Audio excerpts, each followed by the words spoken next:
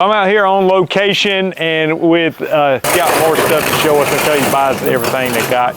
And but he's been successful for himself, and he's entertaining to listen to, and actually knows a lot about what he's doing. So, all right, let's go outside and show me what you got out here, because I couldn't help but notice, you know, a trailer big enough to hold about 8 lawnmowers, looks like. So I could so talk to me about why you need the biggest trailer in Alabama. Right.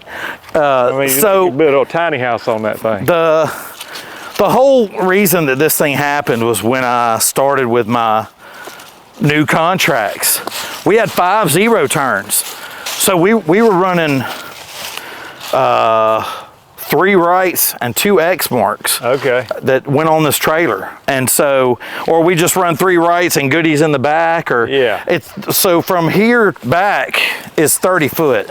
Okay. At 30 so it's foot probably, I don't know, 35 feet all total. I'm kind of surprised it only has 4 wheels. It doesn't have even more, but I'm sure it's legal. Well, I told them what I was going to be hauling on it, or they would have put more. Yeah. But I could be lying. I'm sure somebody's going to let me know, but it may be 5,000 pound axles. There's okay. Oh, so they're bigger. There's 2, 4, 6. It's an 8 lug. Bigger than your normal 3,500 pound. Yeah, it'll hold plenty of lawnmower. Yeah, no, I'm not worried about it. Now its use is this thing will. So what we do is we take a piece of plywood and we cut it in half, so it's 2 feet, right? And we line the sides of it when we're doing our mulch for our commercial restaurants that we do. And man, I don't even know how much we could put in this thing, but we fill it all the way up to probably here, from front to rear. It may be 40, 50 yards. I don't even know. Could be 1,000. I bet it holds a lot. But it holds a lot. And when we do pine straw, we get the round bales. Yeah. And you can do 10 a row, and you can do 13 rows from front to rear. Yeah. So it'll hold 130 round bales. Oh, wow. Yeah, and that's without walls. That's just, you know, pyramiding them up. Yeah.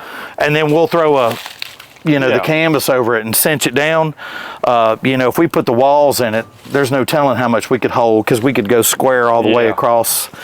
But I'm not going to do the arithmetic. Yeah, but, I like your beefed up tailgate there. That looks like that was up pretty strong. All this was requested. You know, so back when you did my single axle trailer in the first video we did about I'll try to put a pop-up video where if somebody wants to go see Tim several years ago, you can watch it. So the trailer only had a support like right here, right here, which was the perfectly wrong place for the trailers to roll off of you know, and so all of this expanded metal would bow and pop loose, and so I had them. I took it back. They were really nice about it, and I took it back where I got it from, and I had them add supports in it. And so when I ordered this, I already knew what I wanted, and so we take the side-by-side and the dually you just saw. Yeah.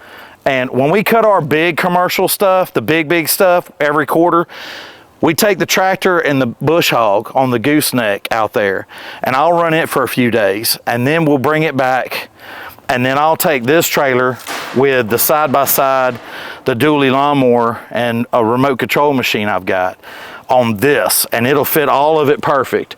And we'll take it out there and we'll do all the hand work and mowing and slope machine work that we need to do, but it works out perfect for that. And then the pine straw and the mulch, so you know, it probably gets used maybe 12, 14 times a year, but buddy, when you get out there with it, a lot of people notice. Yeah, I know. That's one of the first things when I pulled up, I was like, man, what a trailer. Right. So. It's funny. It's a funny story. The remote machine that I bought, I left from up here, and I had them demo it where I wanted to use it.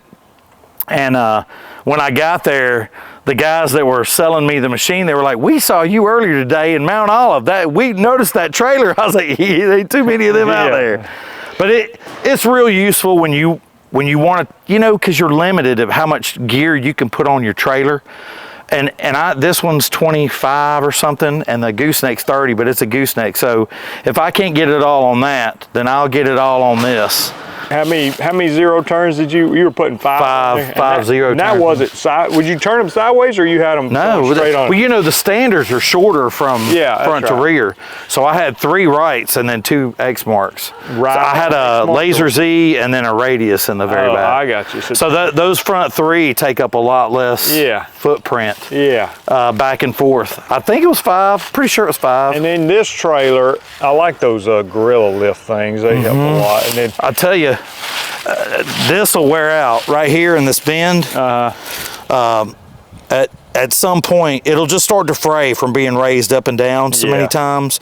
But the people I bought it from, they, you know, I just had it replaced. They put a new one in, so it wasn't that big of a deal. So, and that's the Red Max that I run right there. Okay, how big is this trailer? I believe it's 22 feet. Okay, and but that's from tongue to tail. That's not. And you put 3 standers on here. Is that? I put 3. So the 272, see the wider stance on the wedges, and then I do the 4-footer back there, and there's probably, you know, 6 inches, 8 inches in between each one. And this is your go-to trimmer. You in the last video he was talking about he likes these Red Max. I like a lightweight trimmer. I used one of my favorites I ever had was a Husqvarna 326 LS. They don't make any more, but it was 9 pounds. Yeah. And I loved it because it was so light. And I'm not that I can't pick up 12 pounds. I just, you know. Who wants to work with that all day? I just, you know, yeah. But tell me, and this is what these Green Touch? Green Touch. So you got the Green Touch, you got those. That's the Green Touch line spool holder. And those are the original. So they got a Type 2 and a Type 3 holder. Yeah. You know, the 3s, well, the Type 3 is the same as a Type 2. I guess the Type 3 took place of the Type 2, but it's a kind of like it's a trough, and you put the blower in there and swing the arm around. Okay. But they're real heavy. Yeah. They're really expensive. I think they're like, well, I don't know about prices now, but when I was buying them, they were $300 a piece. Yeah. And I'm sure it's more than that now. And so I bought these, they're the original ones that they designed. And this is something else people may have an issue with is, so this is just the original design. It's just 2 bolts right here. Okay. But the reason they're out like this, my 72 inchers were hitting the blower hose sits here in this. Yeah. And so when you brought the 72 on there, the wheel would hit it, and one of my guys broke the throttle off of it. Well, he broke the throttle off of this one, and he was headed for that one when I was like, stop! Yeah. And so I had plates welded on here where I could put this as far out as it would go. Yeah. And now it clears, you know, perfect now. Yeah. And then this is their spool. So you just pull out what you need, and it's already got a cutter in it. Okay. Is there and it cuts it for particular line that you like, or do you? Yeah, I like the. You prefer the copper to the square or the other? Yeah, it's the braided black copperhead, and that's what I like. You know, a lot of people like that square stuff, and you know, everybody's got, you know, everybody's got their own opinion. Me personally, this is what I like. You think it's a little bit quieter, or it's cuts better? I just think it edges really clean, but you know, somebody's going to tell me that it don't. Yeah. You know how it is. Well, so sometimes it has to do who's doing the edging too. That's right. Yeah, right. Yeah, it's not a shovel. You're not supposed to dig it out. It's just enough where the line cuts it. But you know, well, I use it and blah blah blah. Whatever. And these are the version 3 here, and I'm reason I see it on the thing here. Right, they got another version. So this is, they got a version, and I don't care for it. Those guys at Green Touch, I knew them when they weren't selling hardly any of these. I've been using them for years, been a big salesman for them because I love them. I love the way they're set up, and they're in my old videos too. But this particular one, which is the original version they came out with, this is locked. You can't get this thing off now, right? Yeah. So on this version, you have to turn this, and then you push the thumb in to get it off, right? Well, they came out with another version where this is spring-loaded, and so it's always in the locked position. Okay. And so you have to turn this to get it. There is no thumb. Okay. You have to turn it and you just pull it off. Okay. But I don't like it because sometimes that spring will break. Oh, okay. And if it breaks while you driving down the road, Yeah.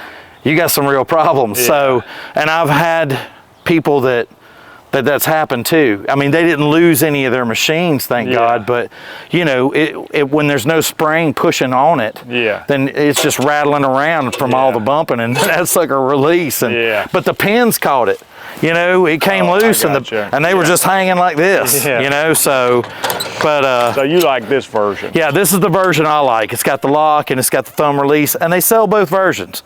They sell the one that you turn up here, and then they sell this one with the thumb release. This is just the one that I like. That's why I told in the first video, I said, if you're watching this, I said, Tim, he just tells you what he thinks, and it's very raw and honest. That's what I like, because he's not trying to impress anybody. Well, you know, that's what he likes. And you know, somebody said something when we made a video before, why you got it on the wrong side and backwards. And I was like, is there a wrong side? But my answer was, I want to see all my machines in my mirror, you know? So I don't want to see it from things maybe closer than they appear on that side. I want to see them on this side, you know? So that's, because that's what I'm used to. And I like having to be, you know, I like being able to look in my mirror and see it happening. So, you know, and I always keep them full. There's always I know there's not right now, but when I'm working, I have all these full. Because if you don't, when you walk up, if you've got an empty slot and you've had one empty, you walk up, you got 2 slots empty, you don't really notice it. You've done been robbed. So I always have 4 machines, whether I'm using it or not. So if I walk up and it's empty, then I know somebody's in. I'm looking for the Hamburglar somewhere, you know. Can you tell me like the software that you use for your business? I use Yardbook. Okay. You know, because what do you like about it? Well, you know, you got different options. You can do a free version of it, or you could do a paid version of it that you could do the invoicing and they could pay you through it. What I like about it, you can do your schedule, and I've got an iPad that I use in the truck. And if you want to change something, you can go in, let's say it rains all of Monday. You can take that whole day of Monday with just a couple of clicks and move it down a couple days. Or, you know, if you've got a yard that said, hey, I've got something special coming up, can you cut it Wednesday instead of Tuesday? You just touch it and it'll light up, and you just slide it over and you're done. And it's got, it will, what's the word I'm looking for? It'll streamline your route. If now the only drawback is, and that's with anything, you have to enter all the data. They got to have the addresses, the names, and all that stuff so when you do your route, it's got the addresses from its data, and it'll give you a streamlined route of what's the best way to save you fuel and money, and you know, which is, you know, it's big, especially when you're just getting started. So, but it'll also do maintenance on your vehicles. You can type in how many hours it had and all the good things, the blades, and then if you're trying to figure up cubic yards for mulch or gravel or sand, or you know, it's got a lot of useful things on it. So I love it. I've been running that as long as I've been running software. I've been running Yardbook. I haven't run anything else, and that's been, we're in our 9th year this year. And one more shameless plug is I know, well, for me, at the time of this video, the Lawn Care Life Conference is coming up February 21st and 22nd of 2025 is when we're doing this video. And I got you to sign up, or you gave me a verbal commitment. So that was, and of course, when we get you committed. Now it's a recorded commitment. Well, yes. Let me cover this mic up. But you have been in the past. Could you tell people a little, like, what's those conferences, and we feel great about our speakers this year, but like, what do you enjoy about those kind of things? Yeah, I mean, they were great. You know, you're meeting people with the same goals as you, like-minded people that are in the business that all want to succeed, and the ones that are succeeding are there to help you learn the ways that they've done it. I mean, you know, it's just like a parent, you know, they know the ways of the wise. I mean, why wouldn't you go and learn from these people that already know more than you do. You know what I mean? So I absolutely will go. I mean, I'm going to sit there and rub elbows with people that know way more than I do. It makes you look smart. Yeah. But you know what I mean? You'll learn, just like somebody's watching this video right now, and they're going to be like, man, I did that too. And then I'm going to have a solution for them. You know, it could be the trailer, it could be, who knows.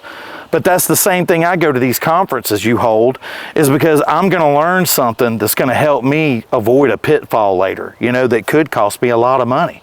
So I absolutely go. And the beer. There you go. That Tim's tips. I want to thank him for being on here. If you haven't done so, subscribe to the channel. If you want to register for the conference, go to lawncarelife.com. There's a link that says conference. If you need help getting here, then get in touch with me. There are scholarships available. Thankfully, to our sponsors, we've been well sponsored this year, so that's great, and looking forward to a great event. But go to lawncarelife.com. You also find information on the Weed Control and Fertilization Academy if you want to start a weed control and fertilization business like me. We'll see you guys in the next video.